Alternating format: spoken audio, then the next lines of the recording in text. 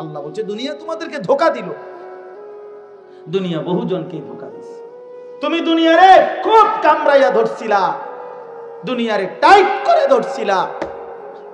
তুমি soil test report করে একেবারে বুয়েটের ইঞ্জিনিয়ার দিয়া বিল্ডিং এর মজবুতির জন্য যেন তুমি কোনোদিন না মরো, যেন কোনোদিন তোমার এই ঘর থেকে বাহির না করে, এই জন্য খুব হেভি করে ফাইলিং কইরা এরপরে বিল্ডিং বানাইছো।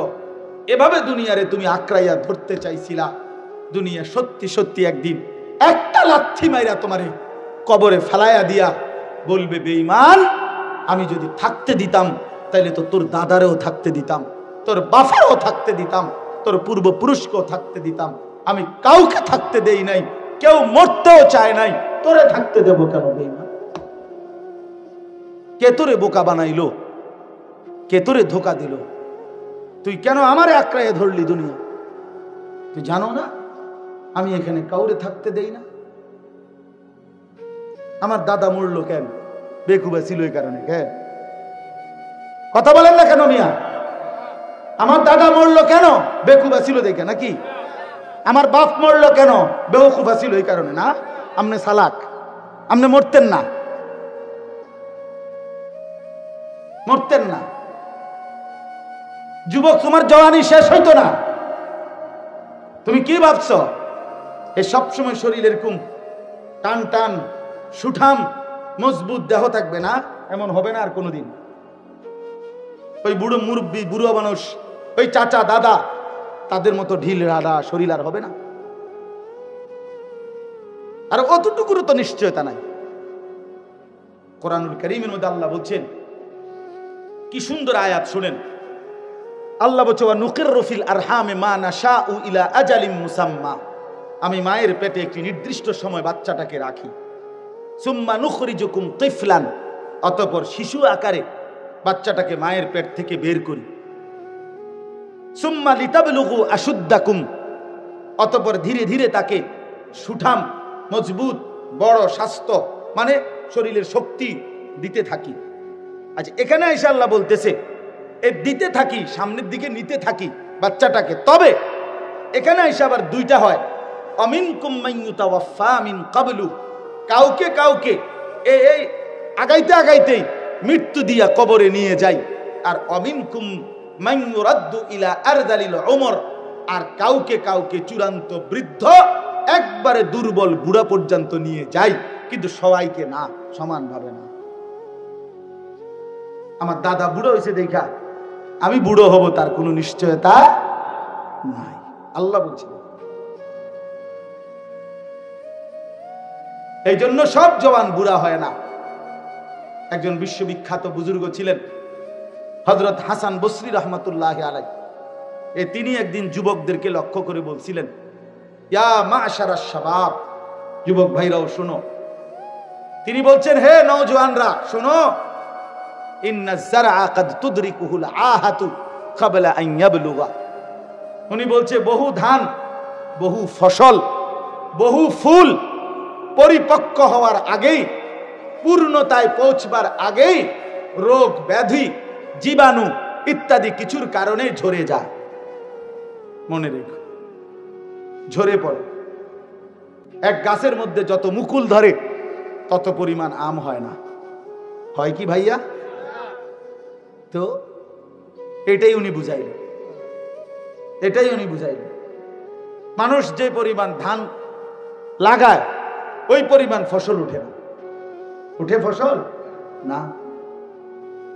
এই জন্য তিনি বলছেন, যুবক ধোঁকা খাইও না। আবার মুরব্বীদেরকে বলছেন, ইয়া মাশারা শুয়ুখ, হে মুরব্বী বৃদ্ধগণ, হে বুড়োগণ। কি বললেন?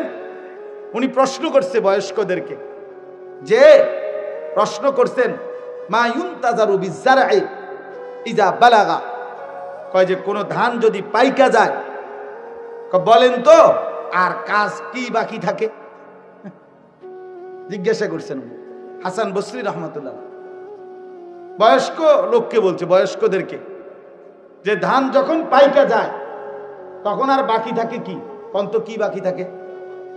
কথা বলেন না, কি বাকি? ক্বালু আল হাসাদ।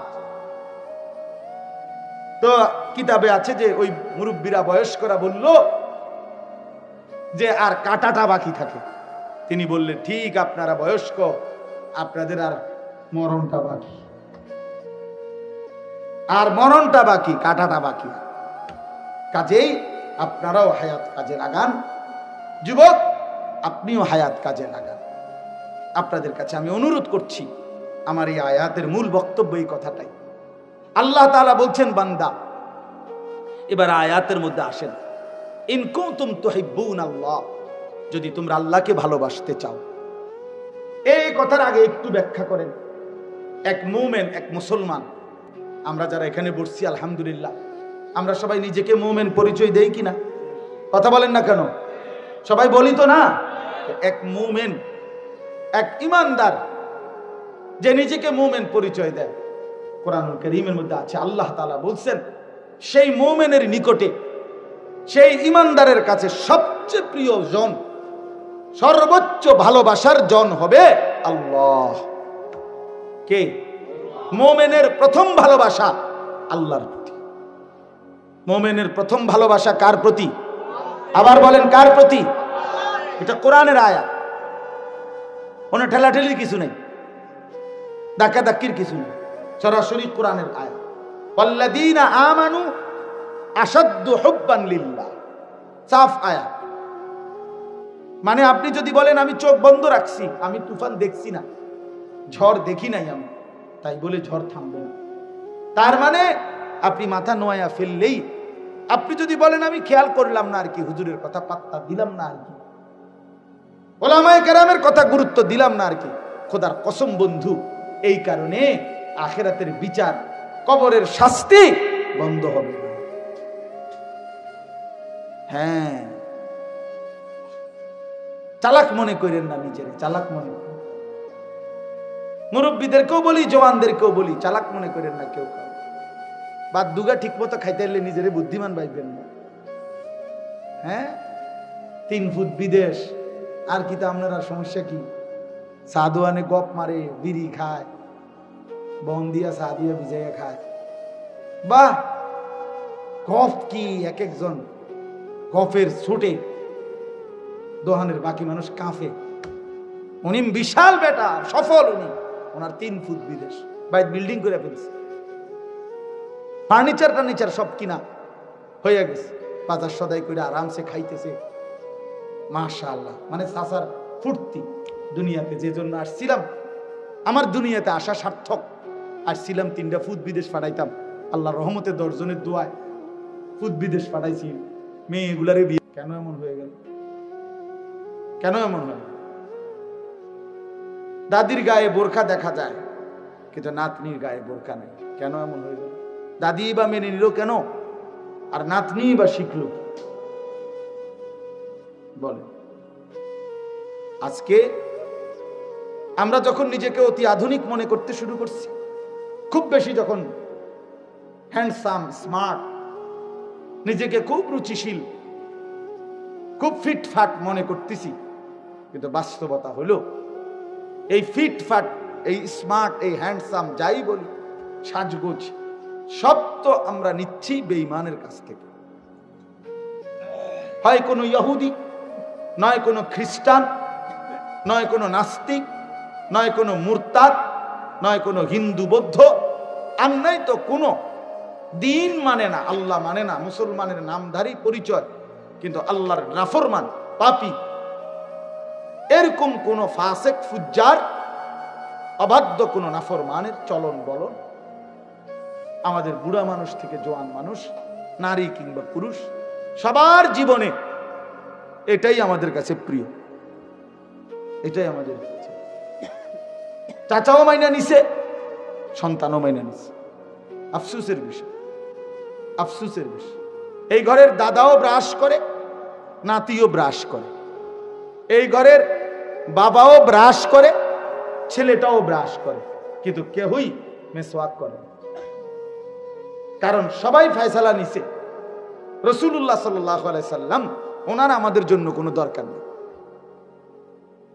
এই ঘরের নাতিও ডাইনিং টেবিলে খানা খায়, দাদাও ডাইনিং টেবিলে খানা খায়। কথা বুঝেন নাই?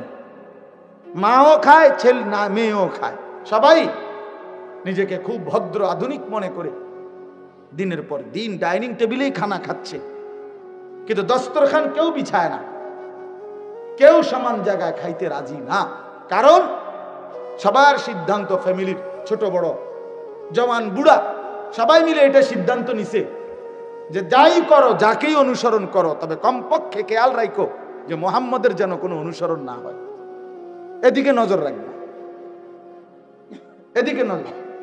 পৃথিবীর যত রকমের ফাসেক ফুজ্জার, যত রকমের ফালতু লোক হোক, তাদের প্রত্যেকের চুলের কাটিং একবার একবার করে রাখো। যেহেতু প্রতি 1.5 মাস 1 মাসের মাথায় চুল কাটার সুযোগ আছে, তো কাজেই একবার ক্রিকেট খেলোয়াড়, একবার ফুটবল খেলোয়াড়, একবার সিনেমার গায়ক, একবার নায়ক, একবার রাস্তার বখাটে, একবার টিকটকার, একবার ইউটিউবার, অথবা যে কোনো কারো কিছু একটা। এইটারে বারবার ফ্যাশন চেঞ্জ করো, কিন্তু খেয়াল রাখবা একবারও যেন 20 বছরের ভিতরে, 30 বছরের ভিতরে মুহাম্মদে আরবি সাল্লাল্লাহু আলাইহি সাল্লাম তিনি কিভাবে চুল রাখতেন, সাহাবায়ে কেরাম কিভাবে চুল রাখতেন, এইটা যেন কোনোভাবে তোমার মাথায় না আসে, এটা নজর রাখবে। এই হলো আমাদের ফিকির। নাহলে আপনি এখন জিজ্ঞাসা করেন, আপনি জিজ্ঞাসা করেন যে যুবক তুমি দাঁড়াও, গত 10 বছরের ভিতরে তুমি যতবার চুল কাটছো, তুমি মুসলমানের বাচ্চা, একবারের জন্য মনে পড়ছিনি, কোনো একবার জিজ্ঞাসা করছুনি কাউরে যে আমার নবী সাল্লাল্লাহু আলাইহি সাল্লাম তিনি কিভাবে চুল রাখতেন? বলেন, সাহাবায়ে কেরাম কিভাবে চুল রাখতেন, আল্লাহর প্রিয় বান্দাগণ কিভাবে চুল রাখতেন? কেন মনে পড়লো না ভাই? কারণ আমাদের কলিজার ভিতরে শয়তান, ইবলিস, দুশমন আমাদের কলিজার মধ্যে এটা বসায় দিছে, যাই করো মুহাম্মদকে অনুসরণ করো সাল্লাল্লাহু আলাইহি ওয়াসাল্লাম। বুড়া চাচা 60 বছর বয়স, উনি সিদ্ধান্ত নিছে আমার বয়স যদি 60 হয়, 70 হয়, যদি আমার বয়স 600 বছরও হয়, আমি বিড়ি খানা ছাড়তাম না। কারণ আমি জানি মুহাম্মদে আরবি সাল্লাল্লাহু আলাইহি সাল্লাম তিনি দুর্গন্ধ পছন্দ করতেন না। নবীজি সাল্লাল্লাহু আলাইহি সাল্লাম দুর্গন্ধ সইতেন না। নবীজি সামান্য কাঁচা পেঁয়াজের গন্ধ পছন্দ করতেন না, কাঁচা রসুনের গন্ধ পছন্দ করতেন না, ঘামের গন্ধ পছন্দ করতেন না। কাজে আমি যেহেতু জানি নবীজি দুর্গন্ধ পছন্দ করতেন না, তিনি যেহেতু চির সুগন্ধিময়, 24 ঘন্টা আল্লাহ নবী সাল্লাল্লাহু আলাইহি সাল্লামের দেহ মোবারক থেকে মেশক আম্বরের ঘ্রাণ বের হতো। তো সেই নবী যেহেতু সবসময় পবিত্র সুগন্ধিময় ছিলেন, কাজে আমার সিদ্ধান্ত আমি বুড়া হইতে হইতে যদি বাঁকাও হইয়া যায়, মাগার বিড়িখানা ছাড়তাম না, কারণ আমি তো মুহাম্মদকে অনুসরণ করি না। কথা বুঝছেন? এটা হলো ওনার ফায়সালা। আপনি মুখে বলবেন, আপনি কলজাটা সিরিয়াস আন, এটার ভিতরে, এটাই ভিতরে, হ্যাঁ এটাই ভিতরে। 30 বছর প্রয়োজনে লাগাতার আমি দাড়ি কাটবো, কাটতেই থাকবো আমি। যতবার নবী সাল্লাল্লাহু আলাইহি ওয়াসাল্লাম তিনি যদি প্রতিবারও কেঁদে ওঠে, তিনি যদি প্রতিবারও কাঁপা ওঠে যে হায় উম্মত করলাটা কি, তারপরও আমার কোনো পরোয়া নাই, কারণ আমার তো সিদ্ধান্ত আমি বিরোধিতা করব মুহাম্মদ। কাজে আমি দাড়ি কাইটাই যাব, সাফ কথা বেটা। কোন মোল্লা কি বলছে, কোন মৌলবি কি বলছে, এগুলো আমার দেখার সময় না। এই যে মানসিকতা, ভাইয়া বাবা, এ কেমন জিন্দেগি, এ কেমন জিন্দেগি, এ কেমন জীবন বলে?